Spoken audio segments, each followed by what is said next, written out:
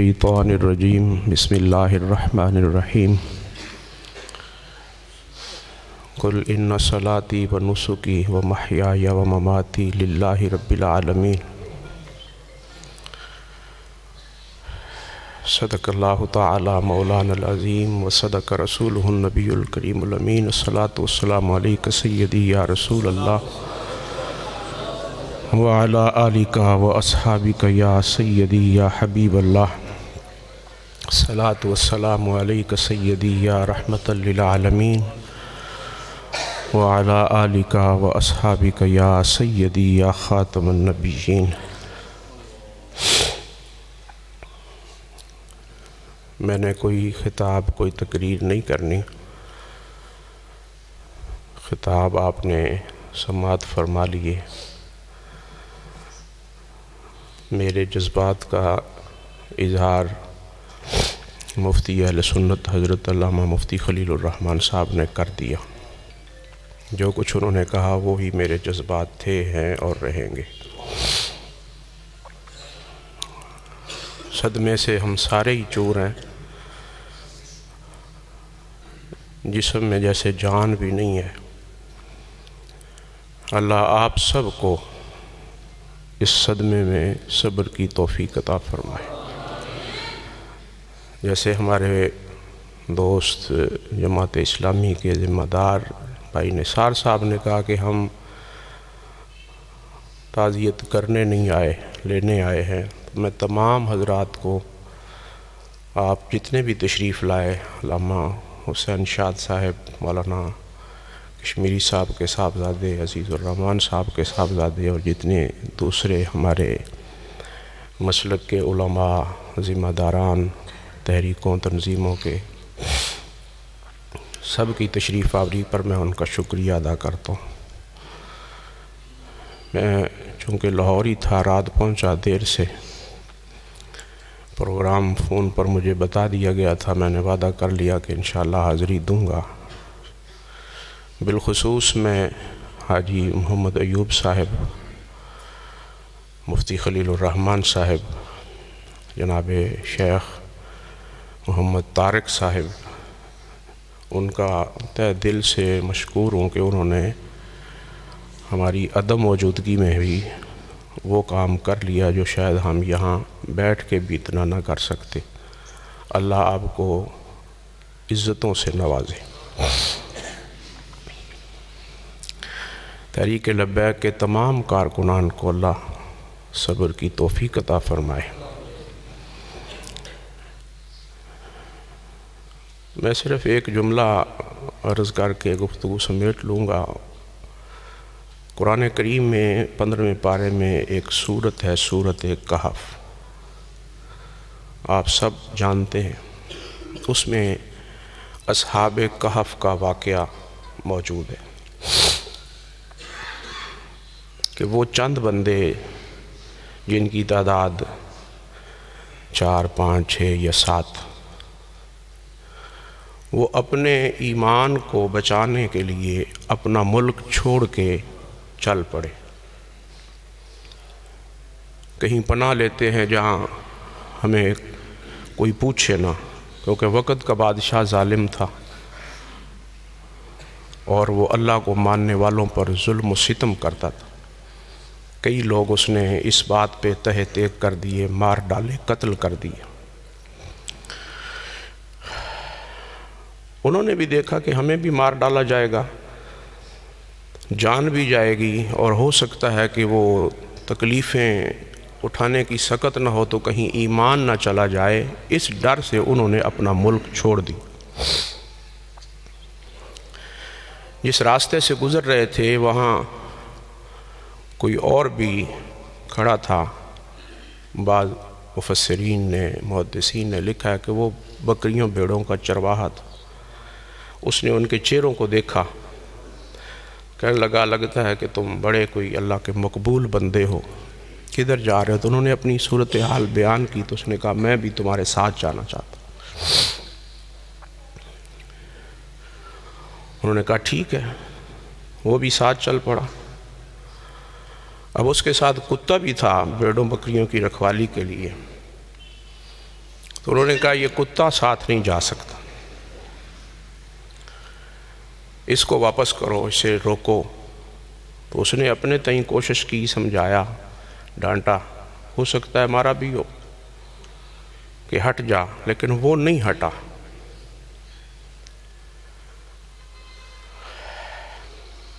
چلتا رہا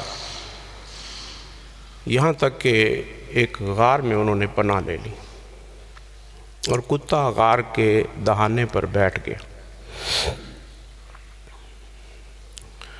اب رب تعالیٰ جل شانہ نے ان پر نیند تعریف فرما دی۔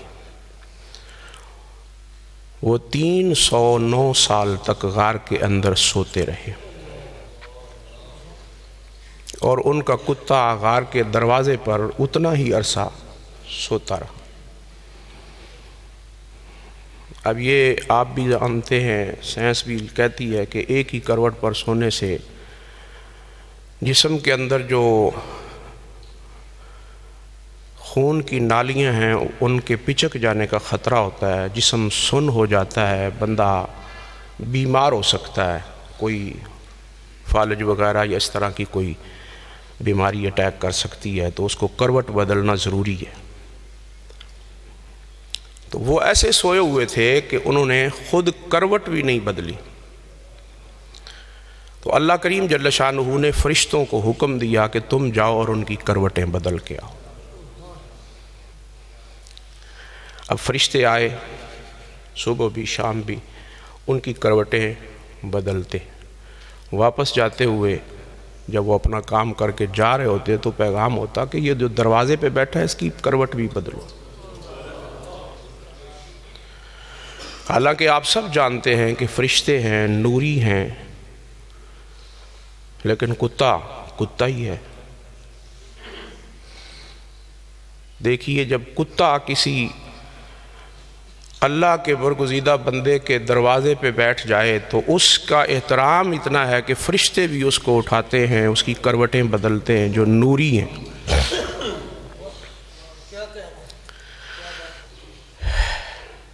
میں صرف ایک جملہ یہاں کہہ کے اس بات کو سنانے کا ایک مقصد تھا میرا۔ علامہ خادم حسین رضوی نے اپنی جان اور اپنے ایمان کو بچانے کے لیے ملک نہیں چھوڑا، غار میں پناہ نہیں لی، کسی حجرے میں چھپے نہیں۔ انہوں نے حضور کی عزت و ناموس پر پہرا دینے کے لیے منت ترلے والی بات بھی نہیں کی، جیسے آپ نے علماء سے، خطباء سے سنا کہ انہوں نے نہ صرف خود للکارتے ہوئے وقت کے فرعونوں کو، دشمنان اسلام اور دشمنان رسول کو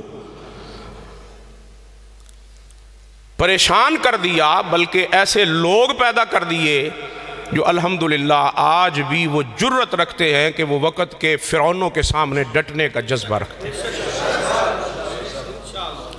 اور آپ نے دیکھا بھی، سنا، مفتی خلیل الرحمان صاحب بھی بتا رہے تھے کہ بابا جی تو دھرنے میں گئے ہی نہیں، 15 کو دھرنا تو تھا ہی نہیں۔ ایک جملہ یہاں میں ضرور کہنا چاہتا ہوں، وہ پہلے ذہن میں نہیں تھا، اب آ گیا۔ بابا جی کی جو آخری تقریر ہے وہ آپ نے سنی ہوگی، نیٹ پہ موجود ہے۔ اس میں بابا جی نے یہ کہا تھا کہ یہ جو چہرے بیٹھے ہیں، علماء، قراء، حفاظ، سادات، کیا تمہیں یہ نظر آتے ہیں کہ یہ دہشت گرد ہیں اور یہ اس ایمبیسی کو یا سفارت خانے کو آگ لگانے والے؟ ہمارے تو ہزارویں حصے کے کہیں ایک گوشے میں بھی نہیں تھا کہ ہم آگ لگائیں گے یا جلائیں گے۔ ہم تو صرف اپنا مطالبہ پیش کرنے آئے تھے کہ ان کو نکالو، اور یہ کوئی دھرنا تھا بھی نہیں، صرف مارچ تھا۔ لیاقت باغ سے فیض آباد تک صرف مارچ تھا، وہاں جا کر اپنا مطالبہ پیش کرنا تھا، کوئی دھرنے کا پروگرام ہی نہیں تھا۔ جان بوجھ کے عوام کو حکومت سے لڑایا گیا، سازش ہوئی ہے باقاعدہ، اور یہ سازشیں کرنے والے ہمارے اندر موجود ہیں۔ اب بھی وہ کوشش کریں گے، آپ سنبھلیں، کوشش کریں کہ ایسی باتوں پہ کان نہ دھریں۔ کوئی ایسے کہہ گے، کوئی ایسے کہہ دے، وہ ایسے کریں گے، کوشش کریں گے کہ لڑائیں گے۔ اب ان کی پہلی کوشش یہ ہوگی کہ تحریک لبیک کو ٹکڑے کر دیا جائے. لیکن آپ کو میں ذمہ داری سے بات کر رہا ہوں، انشاءاللہ ہم جس طرح علامہ خادم حسین رضوی کے ساتھ تھے، ان کی آواز پہ لبیک کہتے تھے ناموس رسالت اور تحفظ ختم نبوت کے لیے، ہم ان کے صاحبزادے، ان کے لخت جگر اور ہماری جماعت کے نئے امیر حضرت علامہ مولانا صاحبزادہ حافظ سعد حسین رضوی کے ساتھ نہ صرف اسی طرح بلکہ اس سے کئی گنا بڑھ کے جذبے کے ساتھ کھڑے ہیں انشاءاللہ.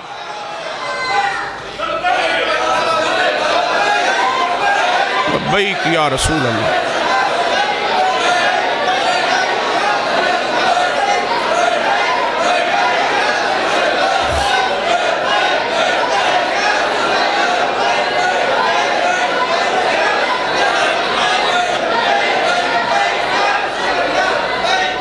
ہم حکومت کے اوچھے ہتھ کنڈوں سے ڈرنے والے نہیں. یہ تو ابھی آپ نے علماء سے سن لیا کہ ہمیں تو ایک نئی روح دے گئے ہیں، نئی زندگی دے گئے ہیں وہ. اور علماء تو اس بات کو اچھی طرح جانتے ہیں کہ حضور کے نام پر جب بندے کو تکلیف آتی ہے، وہ تکلیف نہیں ہوتی، وہ کائنات کی ساری راحتوں سے اعلیٰ ہوتی ہے. مشکاہ شریف میں حدیث پاک ہے کہ وہ گدھا حضور کی خدمت میں حاضر ہے اور سرکار سے باتیں کر رہا ہے عربی میں، اور کہتا ہے یا رسول اللہ، وہ جو میرا مالک تھا یہودی، وہ میرے اوپر چڑھنے کی کوشش کرتا، میں چڑھنے نہیں دیتا تھا، لیکن جب وہ چڑھ جاتا تو میں کوشش کرتا اسے وہاں گراؤں جہاں اسے زیادہ سے زیادہ تکلیف ہو. کانٹوں میں، کیچڑ میں، گندگی میں بھی گرتا تھا، اس کو بھی گراتا تھا. اسے جب وہ لگتے تھے کانٹے، اسے تکلیف ہوتی تھی، یا رسول اللہ مجھے لطف آتا تھا.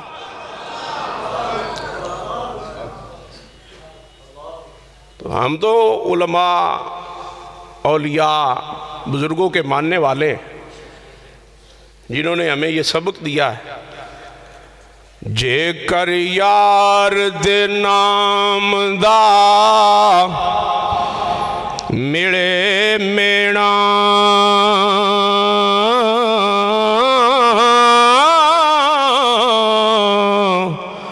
او جوڑی پا لئیے تھلے سٹیے نا، جے کر یار دے نام دی ملے سوڑی، ہو جھوٹا لے لئیے پیچھے ہٹیے نا. آپ ایک دفعہ یہ مزہ چکھ کے تو دیکھیں.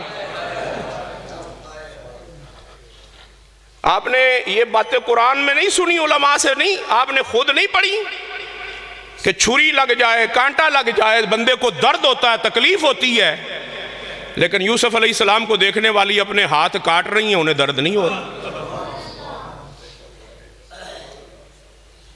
کیوں نہیں ہو رہا درد؟ کیا چھری نے کام کرنا چھوڑ دیا تھا، یا ہاتھ ان کے اپنے نہیں تھے، کسی اور چیز کے تھے؟ ان کو درد کیوں نہیں ہو رہا تھا؟ ان کے جسم میں جان نہیں تھی، دل نہیں تھا. اگر حسن یوسف کا یہ عالم ہے تو حسن مصطفیٰ کا کیا عالم ہے؟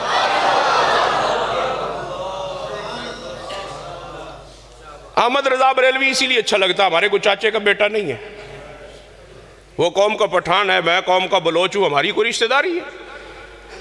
ہم نہیں، ہمارے آبا و اجداد، دادا پردادا، لکڑ دادا سے، شکر دادا سے یہاں ہم پاکستان میں رہنے والے، ہم کوئی انڈیا سے نہیں آئے کہ مہاجر ہوں، کوئی ادھر آ گئے ہوں کہ ادھر بریلی شریف کے قریب کہیں ہمارا گھر ہو. نہیں، ہم ادھر کے رہنے والے ہیں. وہ انڈیا کا تھا، ہمارا اس کا ملک نہیں ملتا، ہماری اس کی زبان نہیں ملتی، ہماری اس کی قوم نہیں ملتی، ہمارا اس کا صوبہ اور شہر نہیں ملتا. پھر بھی ہم سے کوئی پوچھے کہ مولوی صاحب تم کون ہو، تو میں نے کبھی نہیں کہا کہ میں بلوچ ہوں، میں کہتا ہوں میں بریلوی ہوں.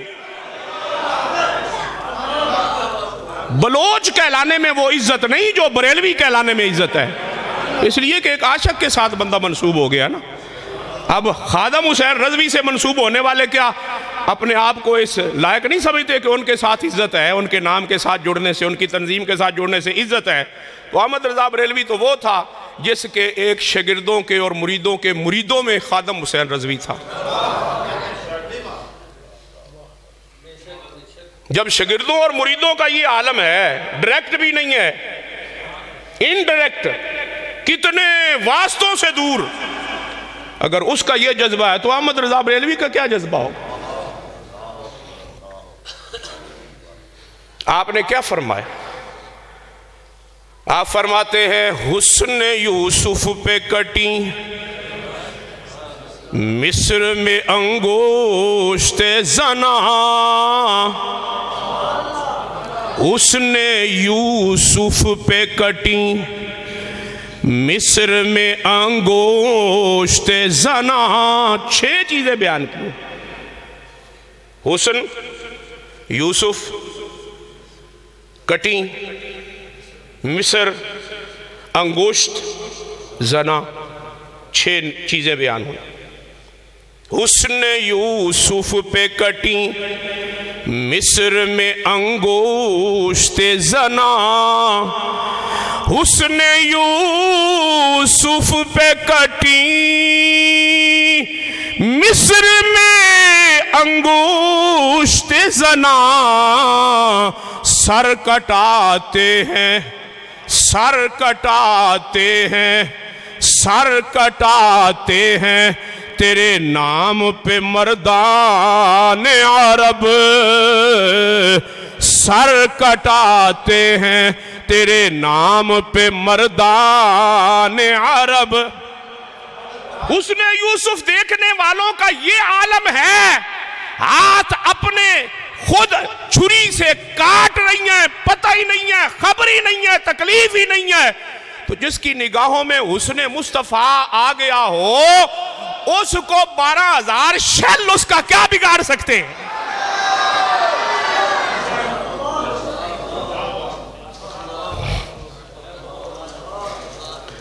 ہمارا ایمان ہے 12,000 نہیں 12 لاکھ بھی ہوتے, 12 کروڑ بھی ہوتے, 12 ارب بھی ہوتے, 12 کھرب بھی ہوتے. چونکہ نسبت 12ویں والے سے تھی نا,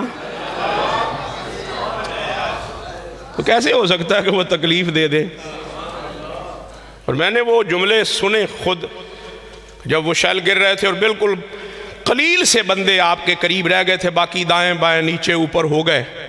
تو حضرت صاحب نے اس وقت 2 جملے بطور خاص جو مجھے یاد ہے. ایک داتا صاحب کو پکار کے کہا, داتا صاحب ویکھ دے پے ہو,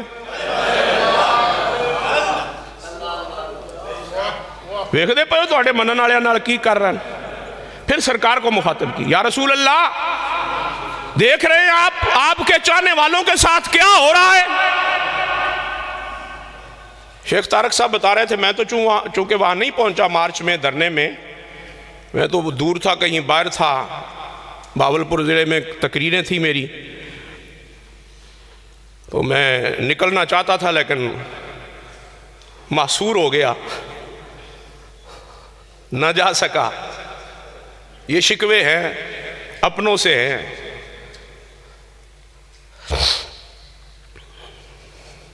بتاتے ہیں کہ اس دفعہ بھی عالم یہی ہوا کہ یوں لگتا تھا کہ بس پریشانی آ گئی, گر گئے, بے ہوش جیسے ہو جاتے ہیں. تو ایک بندے کی آواز سنائی دی, پتہ نہیں وہ بندہ تھا کہ فرشتہ تھا.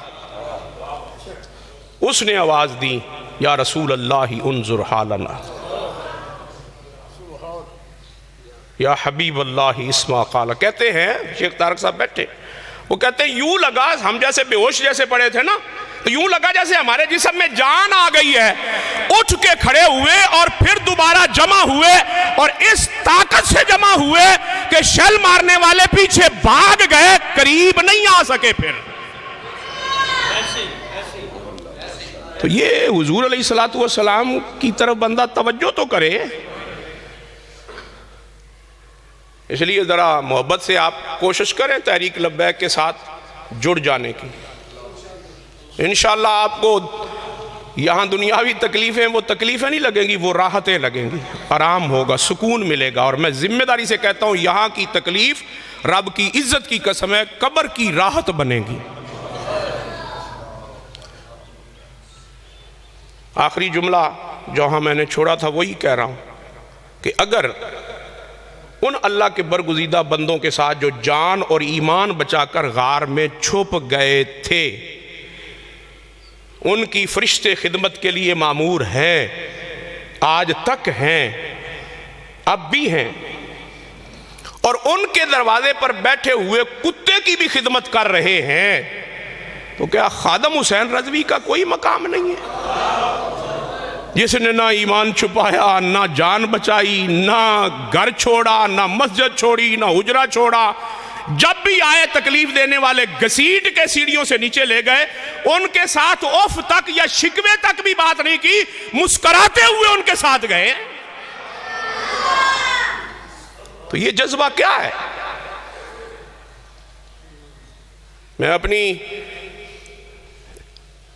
اداروں کے ذمہ داران جو یہاں تشریف فرما ہے ان کو اور ان کے ذریعے باقیوں کو پیغام بھیجنا چاہتا ہوں، ہم اسلام کے ساتھ مخلص ہیں، حضور کے ساتھ مخلص ہیں، اور رب کی عزت کی قسم اسی طرح جس طرح ہم اسلام اور سرکار کے ساتھ مخلص ہیں، اسی طرح پاکستان کے ساتھ مخلص ہیں۔ آپ کو کس نے کہہ دیا کہ یہ دہشت گرد ہیں، یہ توڑ پھوڑ کریں گے؟ آپ نے دیکھا نہیں ممتاز قادری کے جنازے میں جو گورنمنٹ کے فنگر ہیں وہ 60 سے 70 لاکھ کے ہیں، میری نظر میں تو وہ بھی کروڑ سے کم نہیں تھا، میں شامل ہوں گا۔ ایک پتہ بھی ٹوٹا یا ایک گملہ بھی ٹوٹا، اور آج بھی لوگ کہنے والے کہہ رہے ہیں، جیسے ابھی بتایا آپ کو کہ نیوزی لینڈ کی خبر ہے، مفتی صاحب بتا رہے تھے کہ 1 کروڑ 70 لاکھ بندے تھے، بتاؤ کوئی وہ جو مینار پاکستان کے باہر جنگلے لگے ہوتے، کوئی ایک جنگلہ بھی ٹوٹا؟ لوگ اوپر نیچے سے گزر سکتے تھے، جنگلے توڑ سکتے تھے، کوئی ٹوٹا؟ تو جو اتنے پر امن ہیں، آپ کو کس نے یہ کام پر لگایا ہوا کہ ان کے بارے میں کہو کہ یہ دہشت گرد ہیں، یہ ملک کے دشمن ہیں، ان کو بند کرنا چاہیے؟ یہ آپ کو کس نے اس طرف لگا دیا؟ ذرا وہ تو وضاحت کر دے۔ یہ پوچھنا میرا حق نہیں ہے؟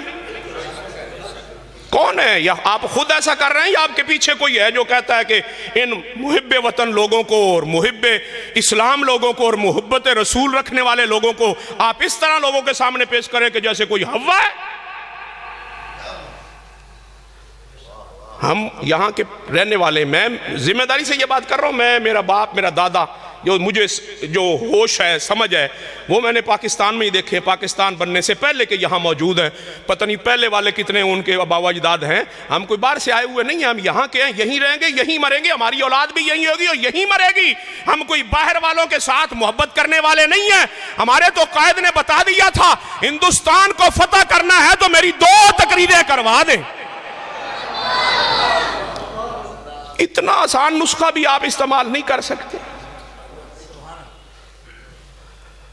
اور آپ میڈیا اٹھا کر دیکھ لیں ان کا، انڈیا کا، کس طرح چیخ رہا ہے وہ۔ بابا جی نے تو یہ کہا تھا وہ قطب مینار بھی ہمارا ہے،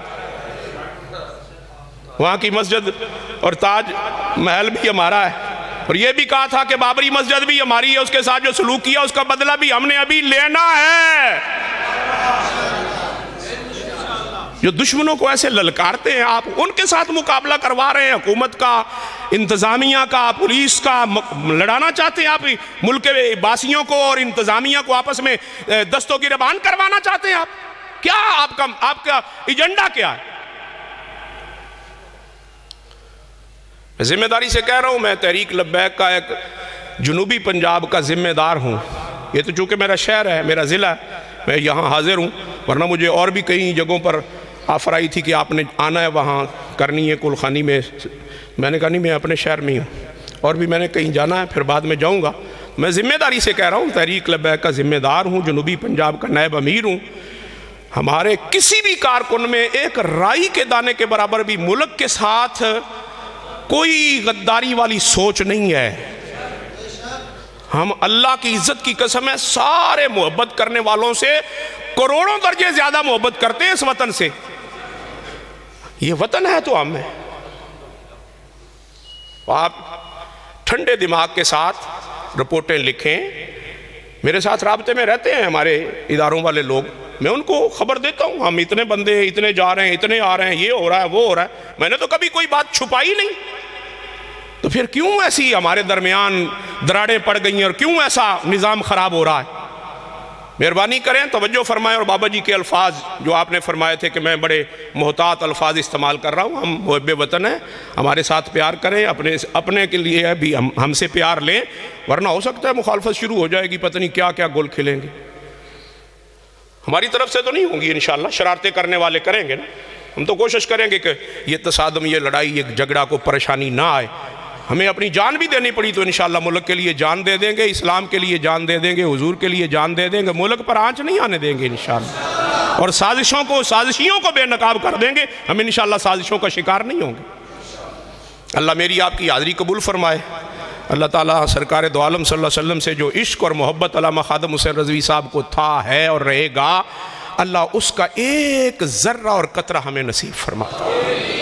وآخر دعوانا الحمدللہ.